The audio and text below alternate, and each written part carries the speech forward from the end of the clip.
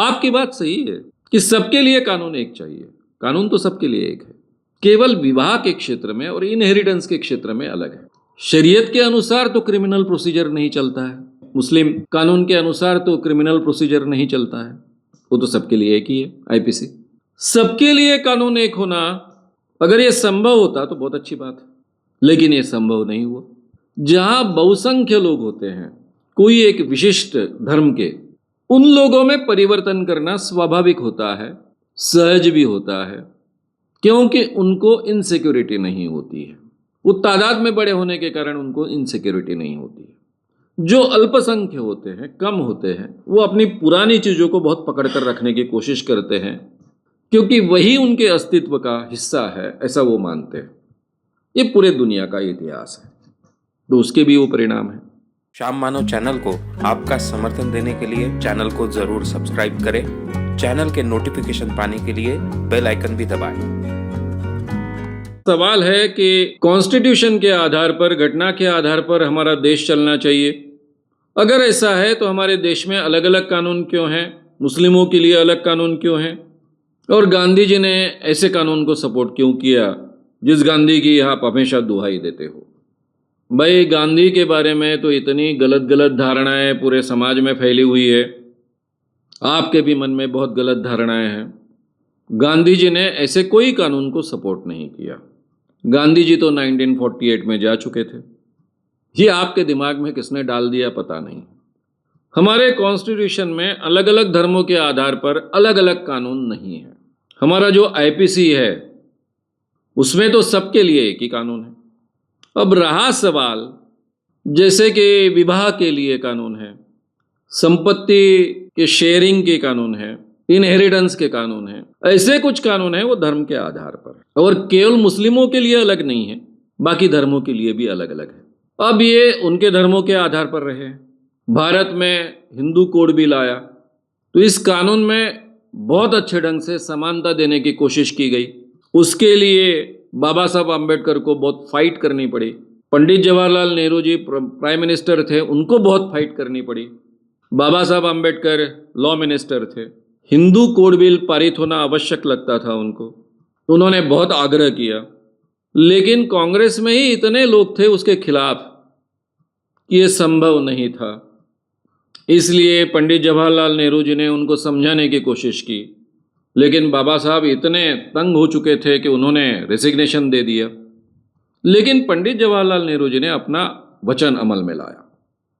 General election आए, उस general election में मैं हिंदू कोड बिल लाने वाला हूं, ऐसा बोल बोल कर उन्होंने प्रचार किया, चुन कर आए, और उसके बाद में ये हिंदू कोड बिल के 4 हिस्से बनाकर उन्होंने उसको पारित करवा लिया। तो ये कमिटमेंट उन्होंने रखा, इसलिए हिंदू स्त्रियों को न्याय मिला, इनहेरिटेंस में भी और विवाह संस्था में भी। ये बात मुस्लिमों के बारे में और बाकी धर्मों के लोगों के बारे में नहीं कर पाए, ये फैक्ट है। शायद बाबा साहब साथ में रहते कांग्रेस के तो नेहरू और अंबेडकर ने मिलकर और कुछ किया होता, लेकिन हिंदू कोड बिल के लिए भी किया हुआ संघर्ष बहुत बड़ी बात है। और भारत में मोर देन 80%, पाकिस्तान अलग होने के बाद में 80% हिंदू है, तो इतनी बड़ी तादाद के लोगों को वो न्याय मिलने की गुंजाइश निर्माण हुई। आपकी बात सही है कि सबके लिए कानून एक चाहिए। कानून तो सबके लिए एक है, केवल विवाह के क्षेत्र में और इनहेरिटेंस के क्षेत्र में अलग है। शरीयत के अनुसार तो क्रिमिनल प्रोसीजर नहीं चलता है, यानी मुस्लिम कानून के अनुसार तो क्रिमिनल प्रोसीजर नहीं चलता है, वो तो सबके लिए एक ही है, आईपीसी। तो थोड़ा सा आप इस बात को समझ लेना चाहिए। सबके लिए कानून एक होना अगर ये संभव होता तो बहुत अच्छी बात है, लेकिन ये संभव नहीं हुआ। जहां बहुसंख्य लोग होते हैं कोई एक विशिष्ट धर्म के, उन लोगों में परिवर्तन करना स्वाभाविक होता है, सहज भी होता है, क्योंकि उनको इनसिक्योरिटी नहीं होती है। वो तादाद में बड़े होने के कारण उनको इनसिक्योरिटी नहीं होती है। जो अल्पसंख्य होते हैं, कम होते हैं, वो अपनी पुरानी चीज़ों को बहुत पकड़ कर रखने की कोशिश करते हैं, क्योंकि वही उनके अस्तित्व का हिस्सा है, ऐसा वो मानते हैं। ये पूरे दुनिया का इतिहास है, तो उसके भी वो परिणाम है। भाई, ये देश तो कॉन्स्टिट्यूशन के आधार पर ही चलना चाहिए। और आपने इनहेरिटेंस के बारे में और विवाह के बारे में अलग अलग धर्म के लोगों को अलग अलग कानून रखे हैं। ये भी आपके कॉन्स्टिट्यूशन का हिस्सा है, तो उसको तो अमल में लाना ही है, उसी के आधार पर देश चलना है।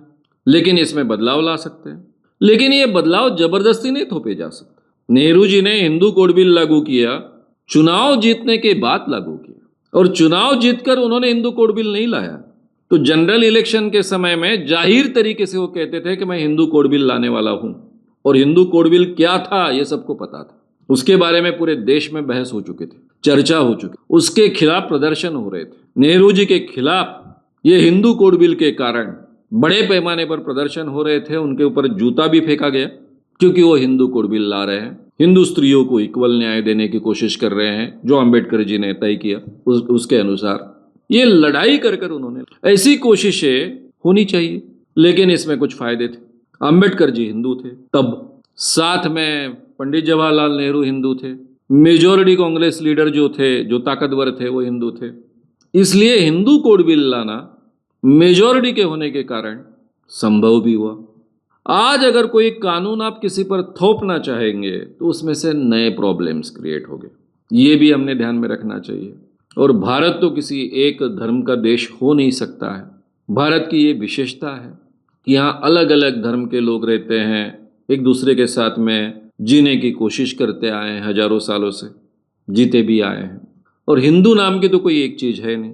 अगर आप मुस्लिमों में, क्रिश्चियनों में ऐसा भेद करना शुरू करोगे, सिखों को अलग मानना शुरू करोगे, जैनों को अलग मानना शुरू करोगे, तो कल जाकर कितने हिंदुओं को अलग अलग मानना पड़ेगा आपको।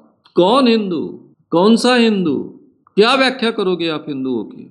जिसको हम हिंदू कहते हैं वो किसी भी एक व्याख्या में बैठने वाले नहीं है। अलग अलग धारणा रखते हैं, अलग अलग विचार रखते हैं।